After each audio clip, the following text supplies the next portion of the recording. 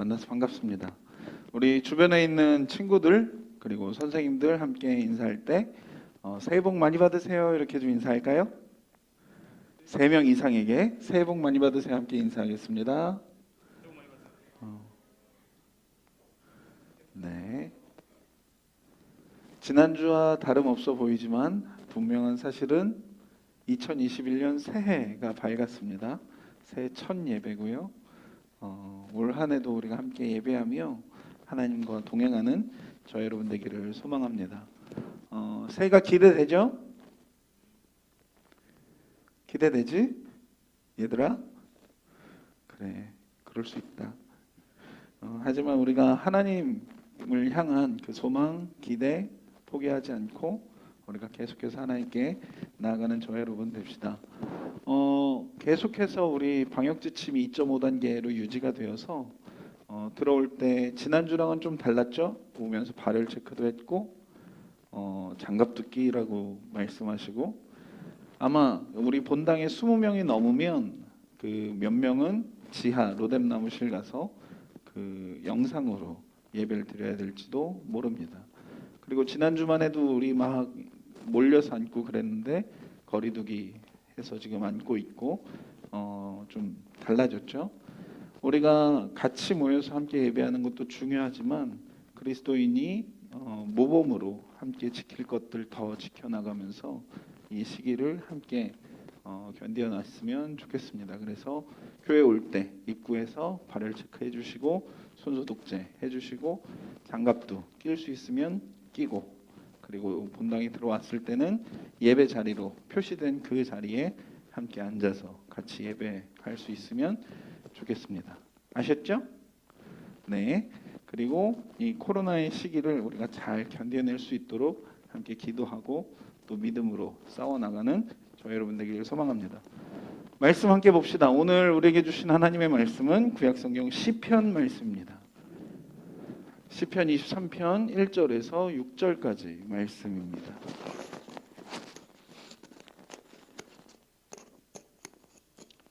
구약성경 818페이지에 있고요. 시편 23편 1절에서 6절까지 말씀 함께 보겠습니다. 이게 되게 유명한 말씀인데 그래서 혹시 외우는 사람도 있지 않을까 싶기는 한데 시키지는 않을 테니까 네, 우리 함께 또 같이 읽겠습니다. 홀수는 제가 읽고 짝수는 여러분들이 읽고 마지막 절은 함께 읽겠습니다. 이거를 전문 용어로 교독이라 그래요. 알죠? 네, 한번 해볼게요. 제가 읽겠습니다. 여호와는 나의 목자시니 내게 부족함이 없으리로다.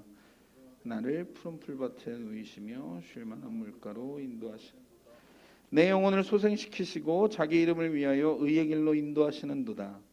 내가 사망의 음침한 골짜기로 다닐지라도 해를 두려워하지 않을 것은 주께서 나와 함께 하십니다. 주의 지팡이와 막대기가 나를 안위하시나이다. 주께서 내 원수의 목전에서 내게 상을 차려주시고 기름을 내 머리에 부으셨으니 내 잔이 넘치나이다. 내 평생의 선하심과 인자하심이 반드시 나를 따르리니 내가 여호와의 집에 영원히 살리로다. 아멘. 여러분에게 한 가지 질문하고 오늘 예배 시작하고 싶습니다. 여러분 수학을 공부할 때 제일 중요한 게 뭘까요? 공식. 그걸 벌써 말하면 어떡해. 수학을 공부할 때 제일 중요한 건 그 문제에 맞는 공식을 아는 거예요. 문제가 아무리 복잡하고 아무리 꼬여 있다고 하더라도 정확한 공식을 정확한 값에 대입하기만 한다면 그 문제는 정말 쉽게 풀 수 있습니다. 그러니까 여러분 수학이 어려운 과목이 아닙니다. 절대로 포기하지 마세요. 하다 보면 이룰 수 있습니다. 뭐든지 제대로 된 공식을 알게 되면 우리가 그 문제, 그 상황을 아주 쉽게 풀어갈 수 있습니다. 우리가 읽고 있는 이 성경도 마찬가지입니다. 성경이 정말 이게 도대체 말이 되는 거야? 라고 하지만 우리 중에 이 창세기부터 요한계시록 끝까지 이 성경 66권 전체를 풀어줄 수 있는 열쇠가 되는 말씀 한 구절이 있어요. 그건 뭘 것 같으세요? 뭘 것 같아요? 성경 전체 이 한 절만 딱 풀리면 성경 66권이 다 풀립니다. 그건 바로 창세기 1장 1절 말씀이에요. 혹시 외울 수 있나요? 창세기 1장 1절? 이거는 외워야지. 이건 외워야지. 뭐죠? 태초에 하나님이 천지를 창조하시니라. 네 단어밖에 안 돼요. 네 단어밖에 안 돼요. 이거 외우세요. 우리나라 그렇게 뭐 암송을 강조하진 않잖아요. 몇 구절만 외우면 돼. 뭐 창세기 1장 1절, 요한복음 3장 16절. 요거 두 개는 기본적으로 교회 좀 다녔다라고 하면 이렇게 엄마 아빠 수준으로 외우는 거죠. 창세기 1장 1절, 태초에 하나님이 천지를 창조하시니라. 이 말씀이 우리에게 믿어지기 시작하고 이 말씀이 인정이 되면 그 다음 성경에 나오는 모든 내용들이 그렇게 믿어지는데 어려움이 없을 겁니다. 왜냐하면 하나님이 천지를 창조하신 건 완벽한 무에서 유를 창조하셨기 때문에 흑암과 혼돈과 어둠 가운데서 빛이 있으라 말씀하셔서 빛이 있게 됐고, 그 다음에 하늘과 해와 달과 별들, 그 다음에 바다의 동물들, 땅 위의 동물들, 그리고 사람에 이르기까지 하나님 말씀으로 창조하셨다는 그게 믿어지면 이스라엘 백성이 애굽에서 나와서 홍해가 갈라지고 거길 마른 땅으로 건넌 게 믿어져요. 예수님이 이 땅에 오셔서 오병이어 보리떡 5개 물고기 2마리로 5,000명을 먹이시고 12광주리가 남았다는 것이 못 믿어질지 않을 겁니다. 죽었던 나사로가 살아나는 거 믿어지기 시작할 거예요. 물이 변해서 포도주가 되는 거 믿어질 겁니다.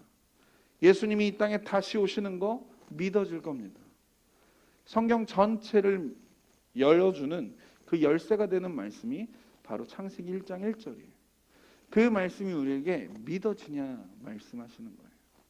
오늘 우리가 시편 23편 말씀을 함께 읽었습니다. 우리가 잘 알고 있는 말씀이에요. 여호와는 나의 목자시니 내게 부족함이 없으리로다 라고 시작되는 이 시편 23편 말씀입니다. 오늘 이 말씀도 하나님이 우리에게 주시는 열쇠와 같은 말씀이 그 가운데 숨겨져 있죠. 우리가 함께 오늘 그 말씀 함께 나누기를 소망합니다. 먼저 하나님은 누구신가? 라고 질문을 해보면 다윗이 이렇게 대답해요. 여호와는 나의 목자시니 라고 이야기해요. 여호와는 나의 목자시라고 이야기해요. 그래서 그분이 나의 목자시기 때문에 나는 부족함이 없다라고 다윗이 고백합니다. 여러분, 이런 사람이 우리의 목자이고 우리의 보호자라면 얼마나 좋을까요? 좀 설교 준비하면서 가슴 아픈 이야기라고도 생각이 됐지만, 만약에 우리 부모님이 이런 분이라면 사실은 얼마나 좋았을까? 내가 엄마 아빠가 같이 있기 때문에 부족함이 없다? 한 번도 그런 걸 경험해 본 적은 없는 것 같아요. 늘 나는 부족함을 느꼈던 것 같아요. 그래서 엄마는 엄마 친구 아들을 이야기하지만 나는 친구 엄마를 얘기하잖아.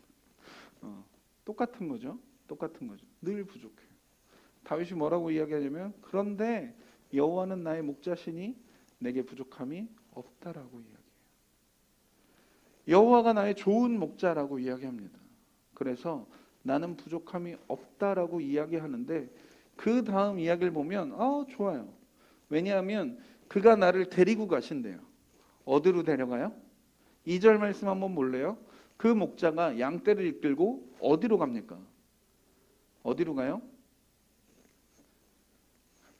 윤지 어디로 가니? 푸른 풀밭이요. 푸른 풀밭. 또 한 군데는 또 어디죠? 그 다음은 쉴만한 물가. 시편 23편은 하나님, 그리고 다윗, 그리고 이 시편 23편을 읽는 우리와 하나님과의 관계를 목자하고 그 목자가 기르고 있는 양떼로 비유해서 이야기해요. 그런데 목자가 그 양떼를 어디로 인도하냐고 이야기하냐면 푸른 풀밭으로 간대요. 푸른 풀밭. 어쩌면 양에게 가장 필요한 아주 신선한 그 목초들이 있는 아주 신선하고 질 좋은 그 풀을 먹을 수 있는 그 자리로 목자가 양을 인도한다고 합니다. 뿐만 아니라 풀만 먹으면 목마를 수 있으니까 어디로 가요? 물가로 데려가요. 그런데 그 물가는 물을 마실 수 있는 곳뿐만 아니라 거기는 쉴 수 있는 곳이라고 이야기해요. 이런 사람이 우리의 목자라면 얼마나 좋을까요? 그가 나를 푸른 풀밭으로 인도하시고 쉴 만한 물가로 인도하시는도다. 그러니까 하나님은 우리의 좋은 목자가 맞죠. 그런데 시편 23편의 문제점은 뭐냐면 여기에서 끝나지 않는다는 사실이에요. 시편 23편이 여기에서 딱 끝나서 그가 나를 푸른 쉴 만한 물가로 인도하시는도다. 그래서 내가 여호와의 집에 영원히 거하리로다. 이러고 끝나면 너무나 좋은데 문제는 4절이 있다는 거예요. 문제는 시편 23편이 거기서 끝나지 않고 3절을 지나서 4절의 자리로 우리를 인도하신다는 겁니다. 4절 말씀 한번 볼래요? 제가 읽어볼게요. 내가 사망의 음침한 골짜기로 다닐지라도 해를 두려워하지 않을 것은 주께서 나와 함께 하십니다. 주의 지팡이와 막대기가 나를 안위하시나이다. 그 선한 목자가 나를 푸른 풀밭 그리고 쉴 만한 물가로 인도했던 그 목자가, 선한 목자라고 믿었던 그 목자가 나를 이끌고 어디로 가냐면 사망의 음침한 골짜기라고 해요. 영어 성경에서는 이거를 Dark and Deep Valley라고 이야기해요. 아주 어둡고 아주 깊은 계곡, 그 골짜기 속으로 나를 인도하여 간다고 이야기해요. 이게 그냥 아주 산속에 있는 깊은 계곡, 골짜기가 아니라 히브리어 사람들은 이걸 어떤 상태라고 이야기하냐면 우리가 눈을 아주 꽉 감아서 빛이 하나도 없는 그 상태. 그래서 우리의 힘으로는 한 발짝도 움직일 수 없는 바로 그런 자리라고 이야기합니다. 왜지? 여호와가 나의 좋은 목자, 나의 선한 목자. 여호와가 나의 목자일 때 내게 부족함이 전혀 없는데 그 목자가 나를 이끌고 가는 건 푸른 풀밭, 쉴 만한 물가로 끝나는 게 아니라 나를 이끌고 어디로 가시냐면 그분이 사망의 음침한 골짜기로 가신다는 거예요. 그러면 그분이 정말 선한 목자가 맞을까요? 내 힘으로는 한 발짝도 움직일 수 없는 그 자리로 나를 이끌어가고 있는데 그 목자를 내가 과연 좋은 목자, 선한 목자, 이 목자가 나의 목자가 된다면 내가 부족함이 없다라고 말할 수 있는 과연 그런 분인가? 우리는 늘 물음표를 던져봐요. 우리가 지난 1년 혹은 여러분들이 여태까지 살아온 이 단어가 과연 우리들한테 어울릴까 싶지만 우리의 그 인생을 돌아본다면 하나님이 내 삶 갖고 장난치는 것 같은 때가 있는 거예요. 하나님이 내 삶의 선한 목자가 아닌 것 같은 때가 있는 거예요. 하나님은 나의 목자이고 그분이 나의 목자라면 난 부족함이 없다라고 다윗은 이야기하지만 내 삶은 너무 부족한 게 많아. 내 삶에 마치 목자가 없이 난 길 잃은 양떼인 것 같은, 그냥 내 삶은 사망의 음침한 골짜기 바로 거기 같은 그때가 너무 많은 거예요. 그런데 다윗이 오늘 뭐라고 이야기하냐면 시편 23편 4절에 내가 사망의 음침한 골짜기로 다닐지라도, 다닐 수 있다고 이야기해요. 내 목자가 나를 그리로 사망의 그 음침한 골짜기로 인도하여 간다고 이야기해요. 그런데 그 뒤는 뭐라고 이야기하냐면 그러나 나는 두려워하지 않는다. 왜냐하면 주께서 나와 함께 하십니다. 주의 지팡이와 막대기가 나를 안위하시나이다. 여러분 언제 이 고백할 수 있겠습니까? 언제 그 사망의 음침한 골짜기 가운데 있을지라도 내 앞에 빛이라고는 하나도 없어서 내 힘으로는 한 발자국도 움직일 수 없는 그 자리에 있을 때에 주께서 나와 함께 하심이라 주의 지팡이와 막대기가 나를 안위하시나이다. 언제 어떻게 하면 그 고백할 수 있겠습니까? 오늘 시편 23편을 열어주는 키가 되는 말씀이 있어요. 그것은 몇 절일까요? 바로 1절 말씀입니다. 1절 말씀. 1절 말씀 다시 한번 볼까요? 1절에 다윗이 이렇게 고백해요. 여호와는 나의 목자시니 내게 부족함이 없음이로다. 만약에 1절 말씀이 없다면 시편 23편은 풀리지 않습니다. 사망의 음침한 골짜기 거기에서 두려워해야 돼. 그러나 1절 말씀이 우리에게 믿어지기 시작하면 여호와가 나의 목자라는 사실이 믿어지기 시작하면 나는 푸른 풀밭에 있든 쉴만한 물가에 있든 아니면 깊고 어두운 그 사망의 음침한 골짜기에 있든지 상관없이 나는 두려워하지 않을 수 있게 돼. 그러나 여호와가 나의 목자라는 사실이 믿어지지 않는다면 내가 아무리 푸른 풀밭에 있고 내가 아무리 쉴 만한 물가에 있는다 할지라도 언제 어디서 그 사나운 맹수들이 나를 덮쳐서 나를 잡아먹어 버릴지 모르는 그 두려움 가운데 거하게 됩니다. 그래서 오늘 이 시편 23편과 함께 나누고 싶은 이야기는 뭐냐면 바로 믿음에 대한 이야기. 믿음에 대한 이야기. 아까 우리 맨 마지막 찬양했던 광야를 지나며 함께 찬양하면서 사실은 좀 궁금했어요. 여러분들이 이 찬양을 얼마나 이해하고 있을까? 정말 살아보면 진짜 그 광야 같은 시간이 있거든. 혼자 있는 것 같고 고독한 것 같고 아무도 나와 함께하지 않는 것 같은 그때가 있거든. 근데 그때 고백하는 거예요. 주님만 내 힘이 되시고 주님만 내 도움 되시는. 그게 광야라고 이야기해요. 광야는 그런 곳이에요. 우리의 삶도 마찬가지. 사망의 그 깊고 아주 음침하고 어두운 그때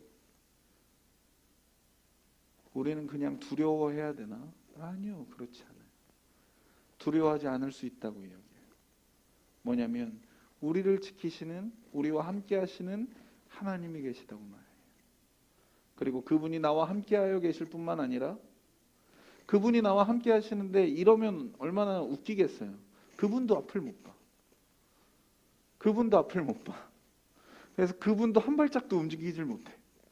그냥 목자고 양이고 둘 다 어둠 속에 그냥 갇혀 있는 거야. 아, 그럼 얼마나 그건 절망되겠어.